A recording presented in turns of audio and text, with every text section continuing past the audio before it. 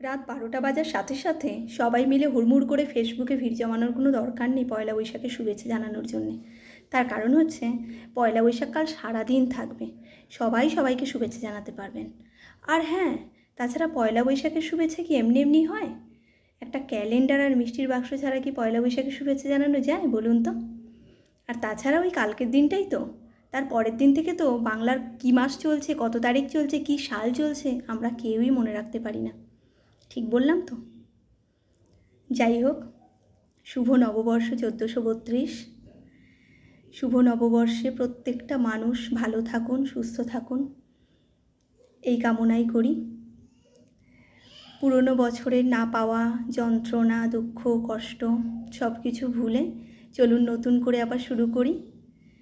যে মানুষগুলো আমাদের পাশে থাকতে চায় তাদেরকে নিয়েই এগোই, আর যারা আমাদের পাশে থাকতে চায় না চলুন তাদেরকে আজকেই গুড বাই জানাই। সবাই খুব ভালো থাকবেন, সুস্থ থাকবেন। শুভ নববর্ষ সকলের অনেক অনেক অনেক ভালো কাটুক। শুভ নববর্ষ।